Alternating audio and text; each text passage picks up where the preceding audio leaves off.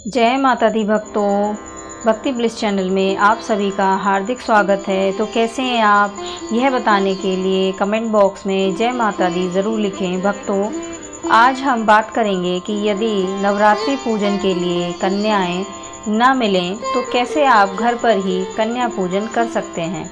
इसके लिए मैं आपको कुछ ऐसे सरल उपाय बताऊंगी जिससे आपके व्रत का पारण आसानी से हो सके। लेकिन वीडियो शुरू करने से पहले आप सभी से रिक्वेस्ट है, यदि आपने अभी तक हमारे चैनल को सब्सक्राइब नहीं किया है तो प्लीज़ सब्सक्राइब करें और हमें सपोर्ट करें।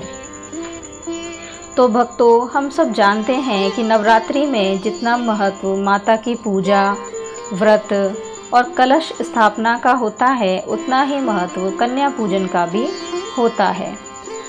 बगैर कन्या पूजन के नवरात्रि की पूजा और व्रत पूरा नहीं माना जाता है और ना ही पूरा फल प्राप्त होता है।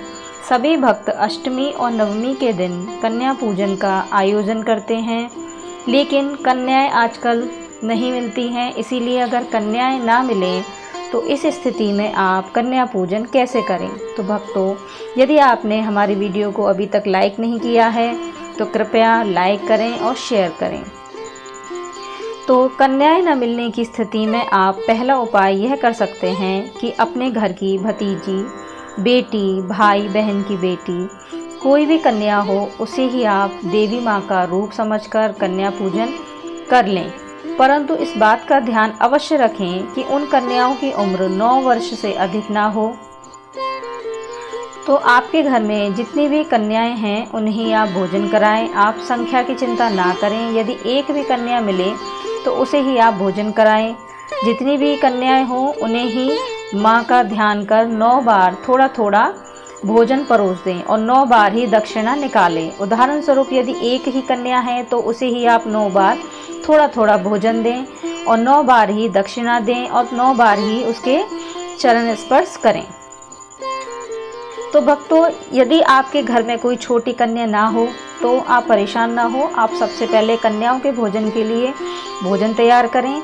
इसके लिए आप हलवा, पूरी, चना, खीर, जो भी आप बनाते हैं माता के भोग में वह बनाएं। और जहां आपने देवी माँ की चौकी लगाई हुई है वहां यह भोग ले जाकर रखें और माँ दुर्गा को ही कन्या का रूप समझकर उन्हें ही कन्या पूजन के लिए आमंत्रित करें। इसके लिए आप माँ भगवती के सामने घी का दीपक जलाकर उन्हें ही आप इसके लिए आमंत्रित करें। हाथ में थोड़ा सा जल लें और इस नवरात्रि में आप माता दुर्गा को कन्या का रूप मानकर कन्या पूजन के लिए आमंत्रित करें और उनसे इस कन्या भोज को स्वीकार करने की विनती करें। जैसे आप कन्या भोज में करते हैं, माँ को आप टीका लगाइए, उनको आप भोजन कराइए। जैसे आप कन्या पूजन करते हैं वैसे ही आप करें। इसके बाद जो दक्षिणा और भोजन आपने मंदिर में रखा था वह अगर आप चाहें तो किसी मंदिर को पुजारी को दे आएं या दक्षिणा आप अपने पास रखें। जब भी आपको कोई कन्या मिले तो आप यह दक्षिणा या उपहार उसे भेंट कर दें और भोजन गाय को दें या आप खुद ही अपने परिवार में इसे बांटकर खा लें। या आप ऐसा भी कर सकते हैं कि आप जो भी आप कन्याओं को भोजन में देना चाहते हैं उसके आप पैकेट बनवा लें। पैकेट बनवा कर उसी पर दक्षिणा रख दें और उन पैकेटों को लेकर जाएं। आप ऐसी जगह चले जाएं जहां पर आपको कन्याएं मिल सकें। जैसे किसी मंदिर चले जाएं या किसी अपने रिश्तेदार के घर चले जाएं और या किसी गुरुद्वारे चले जाएं या ऐसी जगह चले जाएं जहां पर आपको कन्याएं मिल सकें। और आप ये पैकेट और उस पैकेट के ऊपर कुछ दक्षिणा देकर आप कन्याओं को दे दें। यदि आप ऐसा भी नहीं कर सकते तो आप केवल ऐसा कर लें, कुछ पैसे लें और आप कुछ ज़रूरतमंद कन्याओं को केवल पैसे दे सकते हैं।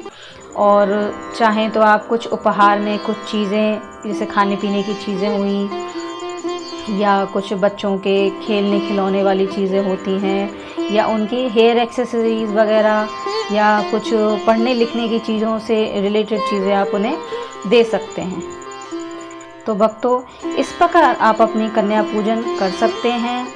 अगर आपको कहीं अगर ऐसा लगता है कि अभी नहीं हमारा पूजन संपन्न हुआ है, तो आप ऐसा करें। और भी जो बहुत ज़रूरतमंद जो स्लम एरियाज़ में बच्चे रहते हैं, आप वहाँ चले जाएं। वहाँ जाकर आप उन बच्चों को उपहार स्वरूप चीज़ें दें, खाने पीने की चीज़ें दें। तो भक्तों, यदि यह छोटी सी जानकारी आपको पसंद आई हो तो कमेंट बॉक्स में जय माता दी ज़रूर लिखें। यदि आपका कोई सवाल हो तो वह भी आप हमसे पूछ सकते हैं। तो भक्तों, वीडियो को लाइक करें, शेयर करें और हाँ, सब्सक्राइब करना ना भूलें। मैं मिलती हूँ आपको अगली वीडियो में। तब तक के लिए जय माता दी।